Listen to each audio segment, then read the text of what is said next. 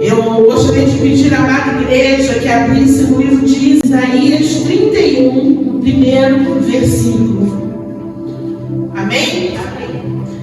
Ai dos que descem ao Egito a buscar socorro e se estrivam em cavalos e têm confiança em carros, porque são muitos, e nos cavaleiros, porque são poderosíssimos, e não atentam para o Santo de Israel, e não buscam ao Senhor. Amém? Amém. Apresentar em nome de Deus. Nós vemos aqui, irmãos, acabamos de ler em Isaías 31, que o Senhor ele fica extremamente aborrecido quando nós não olhamos para o Santo de Israel, quando nós não buscamos nele o refúgio para a nossa alma, quando nós não colocamos a nossa confiança nele.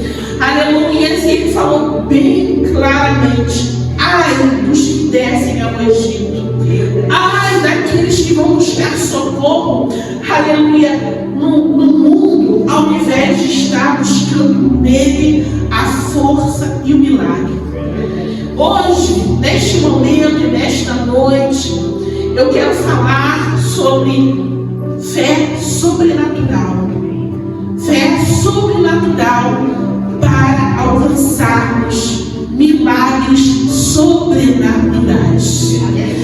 E eu gostaria de pedir para minha irmã Marcela que coloque um vídeo para nós assistirmos. A minha mãe colocou a mão no ombro dele e disse assim para ele: hoje a gente não vai ter almoço, por causa de que a gente não tem nem arroz, nem feijão, não tem nada em casa. Eu achei que a gente tinha ido para a igreja sem comer, que estava jejuando. É que a gente não tinha mesmo.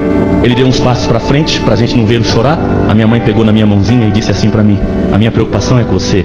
1991, ela olhou para mim e disse assim: eu estou preocupada mesmo é com a reputação de Deus nessa história. Eu falei: o que, mãe? Eu estou preocupada é com a reputação de Deus nessa história. Como é que vai ficar a imagem de Deus nessa história? O nome dele. Eu falei: por quê, mãe? Ela falou: porque o dia que nós pegou você para criar, Deus falou que você ia ser um pastor. Como é que você vai trabalhar para um Deus que não dá conta de sustentar tua mãe e teu pai? Isso pega mal para ele. Chegamos em casa, minha mãe foi pro quarto chorar. Eu sentei no sofá da sala. Sabe para onde meu pai foi? Para a cozinha. Eu estou escutando prato, panela, ele mexendo, plá, plá. Falei: ué, será que aconteceu, meu Deus? Daqui a pouco meu pai gritou da cozinha: bora agradecer! Agradecer o que, meu pai do céu? Olhei para aquele prato, não tinha nada. Olhei para a panela, não tinha nada. Todos os domingos na casa dos meus pais, sabe o que eles fazem? Macarronada com frango. Todo domingo meu pai cantava um hino, um corinho, e a gente comia macarronada. Chegamos na cozinha, tinha um prato para mim, um prato para minha mãe e um prato para ele. Ele olhou para a gente e disse: vamos dar as mãos e agradecer. Deus está no controle. Eu sei que Deus cuida da gente. Sabe como ele orou? Ele segurou na nossa mão e disse assim: Deus do céu, Deus que me salvou e prometeu cuidar de mim. O senhor sabe, Senhor, que aqui na nossa casa todo domingo nós comemos macarronada com frango, né? A gente canta um louvor e come a macarronada com frango. Eu estou orando hoje só para avisar aí no céu que não tem macarronada com frango aqui hoje não. Mas o louvor vai ter, viu? Segurando na nossa mão, ele cantou: Deus cuidará de ti, no teu viver, no teu sofrer. Seu olhar te acompanhará, Deus velará por ti. Gente, quando ele disse assim: Deus velará por... Quando ele chegou no por, a nossa campainha, pep, pep, pep, eu fui abrir a porta. Tinha um homem bem grande. Eu olhei para cima. O homem estava com os pacotes na mão, e daquele pacote saiu uma fumaça. Aquela fumaça entrou dentro do meu nariz e penetrou minha alma. Aquele cheiro de comida. E o homem disse para mim: aqui que mora o pastor daquela igrejinha amarela da esquina? Eu falei: é, meu pai já veio saindo. Pois não, moço? E o rapaz disse: é que eu estava ali no mercado e uma coisa falou comigo, que era para trazer para o pastor aqui da minha rua. Eu não conheço vocês, eu não sou evangélico. Aí ele olhou para mim assim e falou: eu não sei, sabe, filho, eu não sou evangélico, não sei não, mas essa voz está falando comigo aqui agora. Aí ele olhou para minha mãe e disse assim: olha, eu fui pegar lá umas coisas, um pacote de arroz, um pacote de feijão, 2 latas de óleo, uma comprinha para vocês. Só que a hora que eu fui pegar essas coisas, essa voz falou para mim assim: leva alguma coisa pronta, não leva isso não, leva algo pronto, que eles estão esperando. Vocês já almoçaram? E eu falei: não senhor, não sei não. Ele pega aquele pacote, coloca na mão da minha mãe e diz assim para ela: a senhora me desculpe, o mercado que eu estava é muito simples, só consegui encontrar macarronada com frango, vocês comem? Deus cuidará de ti. Década de 80, eu tinha 8 anos. Papai era pastor de uma igreja. Ele precisou ir pra convenção em Manaus. E a viagem demorou muito, porque o barco quebrou. E lá é tudo de barco. Então a viagem, que era pra ser 4 dias, durou 10 dias. E acabou nossa comida. Um dia eu disse: mamãe, bolinho de farinha com café me dá muita azia. Quando meu pai vai chegar, pra ele dar pelo menos um ovo pra mim. Mas um dia eu cheguei da escola, olhei a latinha da farinha, sem farinha. A latinha do café, sem café. A latinha do açúcar, sem açúcar. Isso quer dizer, não tinha mais nada em casa. Corri no quarto, tava chovendo muito. E minha mãe tava num cantinho assim.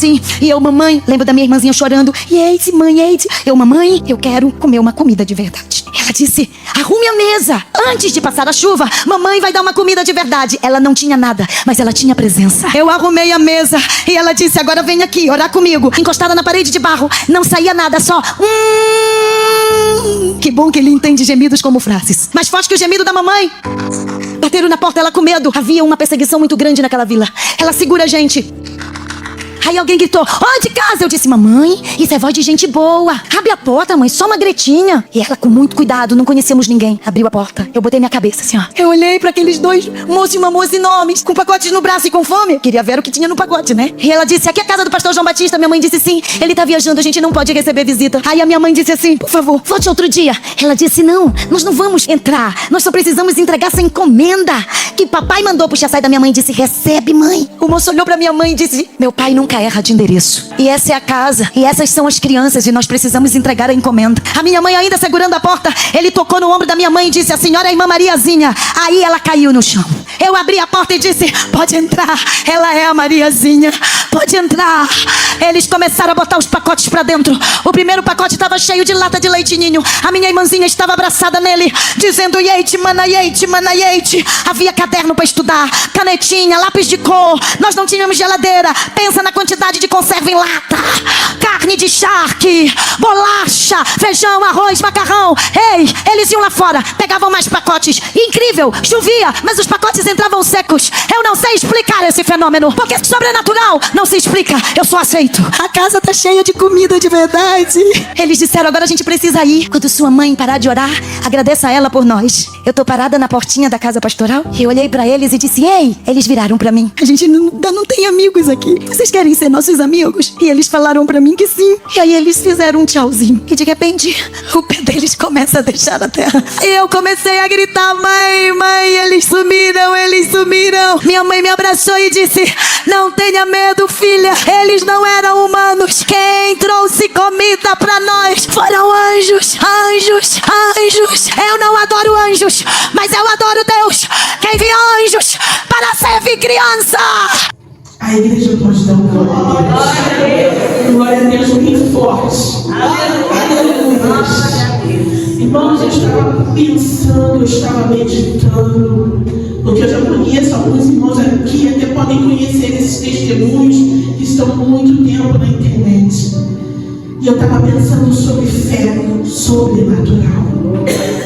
Eu estava pensando o que move o coração de Deus para enviar anjos, para tocar no coração e falar: leva lá na casa do meu servo comida pronta, o frango e o macarrão que eles estão esperando. Glória a Deus. Aí eu fiquei meditando que para nós termos, irmãos, para nós enxergarmos e vermos o sobrenatural, nós precisamos ter uma fé sobrenatural. E como foi falado aqui na palavra vida, o Senhor, Ele não se agrada quando nós vamos buscar lá fora aquilo que só Ele pode fazer. Irmãos, tem situações que nós precisamos de uma fé rasa, irmão Flávia. Eu preciso tirar uma nota boa na minha prova. Você ora, estuda, consegue. Para isso você precisa ter uma fé rasa.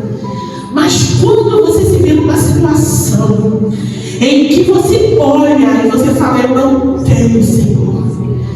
Eles poderiam ter ido buscar os irmãos da igreja, batido na porta deles deles. Aquele pai poderia ter ido buscar, aquela mãe poderia ter ido buscar no vizinho ou em qualquer outro lugar, mas eles preferiram esperar no Senhor. Irmãos, quando eu comecei a meditar, eu falei: Senhor, o que nos impede de vivermos o seu sobrenatural? O que nos impede de, quando estamos na situação difícil, eu vou ligar para fulano, eu vou ligar para o meu Beltrano, cara, o irmão pode me ajudar, aquele tem muita influência. Nós não temos fé suficiente para viver o sobrenatural de Deus. Às vezes, irmão Eduardo, chega uma sentença e a gente já considera aquela sentença definitiva, quando na verdade nós temos que orar, mas orar confiando nesse Deus, irmão. Orar confiando que Ele faz. E não é uma, não é duas, são milhares de testemunhos que nós podemos ouvir e podemos nos alegrar e falar: este é o Deus que eu sirvo. Eu não preciso da ajuda humana em primeiro lugar. Eu preciso primeiro esperar o Senhor, esperar a providência divina. Eles poderiam ter feito tudo aqui. Desse segundo testemunho, que é da tia Jo, ela é muito conhecida, ela é uma missionária que faz trabalho na África, ela tem testemunhos lindos na internet. Nesse mesmo testemunho, que a gente não consegue botar tudo, essa irmãzinha dela que pedia leite, mãe, leite, mãe, leite, mãe. A mãe dela, nesse dia, ou nesse período em que o pai estava ausente, tinha uma bebezinha em casa e a bebezinha falou: leite, mãe. E a mãe não tinha mais leite para dar para esta criança que pedia por leite. Então essa mãe pegou água, pegou canela e fez um chá de canela. Botou um pouquinho de açúcar e apresentou ao Senhor. Falou: que fé é essa?